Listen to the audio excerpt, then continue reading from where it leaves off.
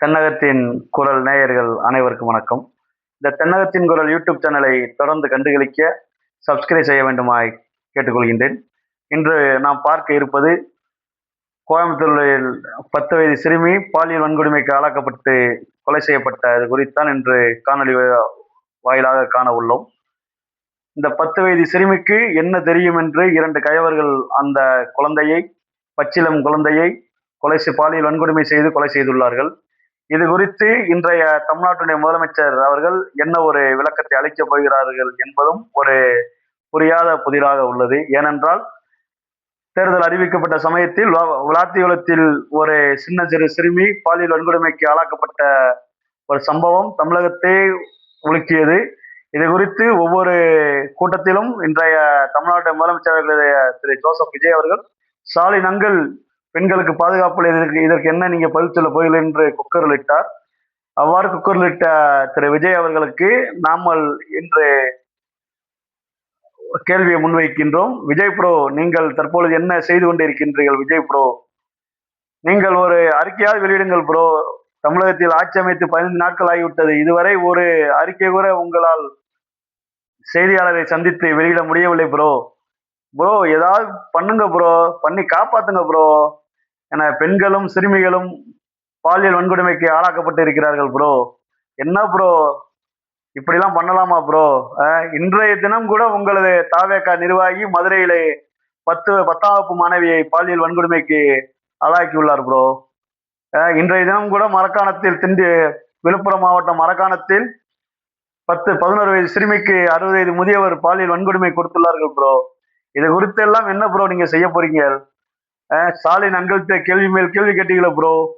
அதற்காக ஸ்டாலின் அங்கிள் செய்தது சரி என்று சொல்லவில்லை ப்ரோ. அவர் தமிழகத்தினுடைய ஆளக்கூடிய அரசாங்கம் அனைத்து விதமான நடவடிக்கைகளும் எடுக்கக்கூடிய அரசாங்கம் தான் செயல்பட்டு வருகின்றது. அதில் எந்தவித மாற்று கருத்தும் இல்லை.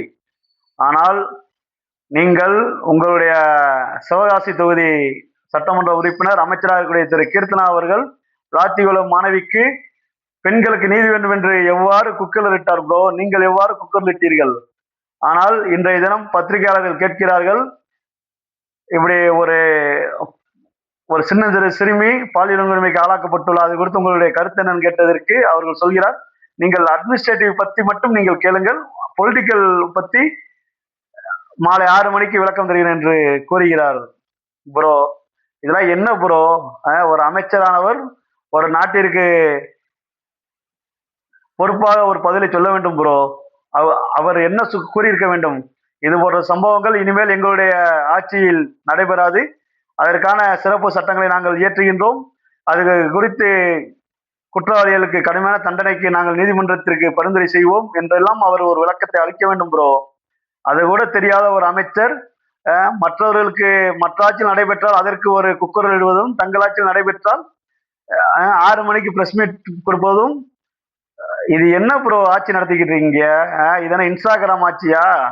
இன்ஸ்டாகிராம் மூலம் ஆட்சி எப்படித்தான் இன்ஸ்டாகிராம் மூலமே நீங்க வந்து பதில் சொல்லி எல்லாம் நினைச்சுக்கிறீங்களா ப்ரோ? ப்ரோ, இது அரசாங்கம் ப்ரோ, கட்சி இல்ல ப்ரோ. கட்சி நடத்துவதற்கும் அரசு நடத்துவதற்கும் பல வேறுபாடுகள் இருக்கு ப்ரோ. கட்சி நடத்துறாள் எப்படி வேணாலும் பேசிட்டு போயிடலாம் ப்ரோ. அரசாங்கம் நடத்துறாள் எப்படியும் பேச முடியாது ப்ரோ. ஏனென்றால் நீங்கள் ஓட்டு போட்டவர்களுக்கு மட்டும் முதலமைச்சர் அல்ல ப்ரோ, ஓட்டு போடாத எங்களை போன்றவர்களுக்கும் முதலமைச்சர் தான். நாங்கள் உங்களுக்கு ஓட்டு போடவில்லை, அதனால் எங்களுக்கு கேள்வி கேட்க உரிமை இல்லை என்று யாரும் சொல்ல முடியாது ப்ரோ. ப்ரோ, முதலில் அமைச்சர்களுக்கு ஃபர்ஸ்ட் வகுப்புகளை எடுங்க ப்ரோ. எடுத்து செய்தியாளர்களை சந்தித்தீர்கள் என்றால் கேட்ட கேள்விகளுக்கு என்ன பதில் சொல்ல வேண்டும் என்பது குறித்தெல்லாம் அவர்களுக்கு பதிலிடுங்கள், கிளாஸ் எடுங்கள் ப்ரோ. முதலில் செய்தியாளர் சந்தித்தார், அவர் என்ன ஒரு கூற்றை கூற வேண்டும் ப்ரோ? இப்படி ஒரு சம்பவம் கோயம்புத்தூரில் நடைபெற்றது கடுமையான கண்டனத்துக்குரியது. இது குறித்து அரசு குற்றவாளிகள் மீது உரிய நடவடிக்கை எடுப்பதற்கு நீதிமன்றத்திற்கு பரிந்துரை செய்யும். இது எந்த ஒரு அரசாங்கம் வந்தாலும் இதை கட்டுப்படுத்த முடியாது, அதில் எந்தவித மாற்று கருத்தும் இல்லை. ஏனென்றால் ஒவ்வொரு தனி மனிதனும் தன்னுடைய வீட்டில் தன்னுடைய தாய் இருக்கிறது, தந்தை இருக்கிறார்கள், தன்னுடைய கூட பிறந்த சகோதரிகள் இருக்கிறார்கள், தன்னுடைய மனைவி இருக்கிறார்கள், தன்னுடைய மகள்கள் இருக்கிறார்கள் என்று ஒவ்வொருத்தரும் தனிமனித ஒழுக்கம் இருந்தால் மட்டுமே பாலியல் குற்றங்களை நாட்டில் கட்டுப்படுத்த முடியும் என்பதுதான் ஒரு இயற்கை. நீங்கள் ஒவ்வொரு ஒவ்வொரு மனிதனும் தன்னுடைய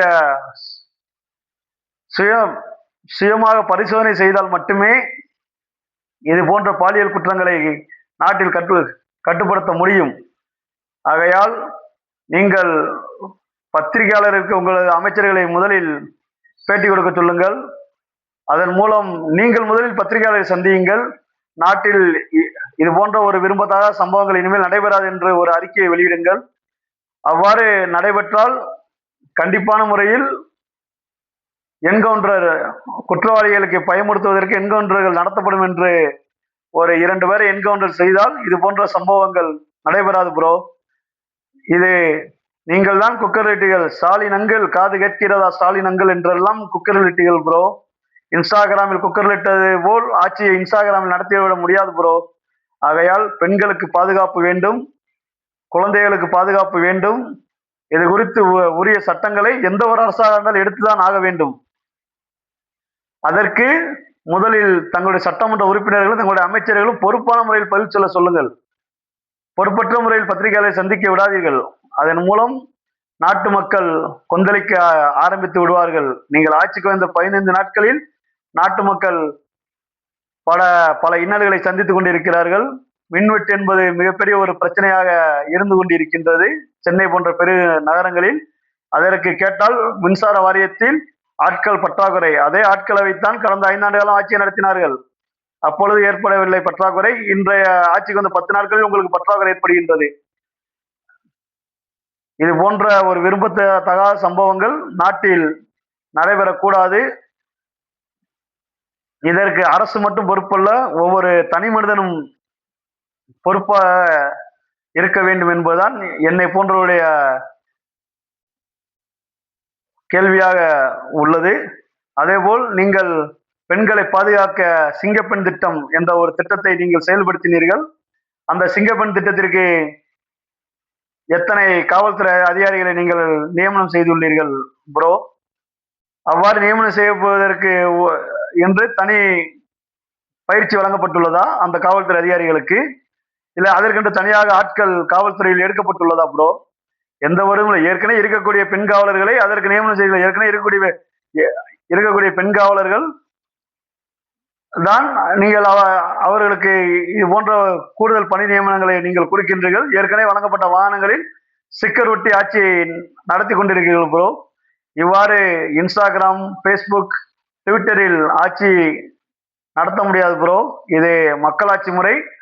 மக்களால் மக்களுக்காகவே நடத்தப்படக்கூடிய ஆட்சி தான் மக்களாட்சி என்று நீங்கள் தான் சொன்னீர்கள். அவ்வாறு நீங்கள் மக்களுக்காக ஆட்சி நடத்த வேண்டும். இன்ஸ்டாகிராமிற்காகவும் இன்ஸ்டாகிராமில் தற்கொலைகளுக்கு பதில் சொல்லலாம் ப்ரோ. நாட்டு மக்களுக்கு இன்ஸ்டாகிராமில் பதில் சொல்ல முடியாது ப்ரோ. ஆகையால் நீங்கள் எல்லா வகையான பெண் பாதுகாப்பிற்கும் சட்டம் ஒழுங்கிற்கும் எல்லா வகையான நடவடிக்கையும் நீங்கள் எடுக்க வேண்டும் ப்ரோ. பெண்கள் பாதுகாப்பு தான் நாட்டில் மிகப்பெரிய ஒரு கேள்விக்குறியாக இருக்கிறது ப்ரோ. இதற்கு அரசு மட்டும் பொறுப்பல்ல ப்ரோ. அதையும் சொல்கிறோம். தனி மனித ஒழுக்கம் என்பதுதான் முதலில் பொறுப்பாக இருக்க வேண்டும் ப்ரோ. நன்றி.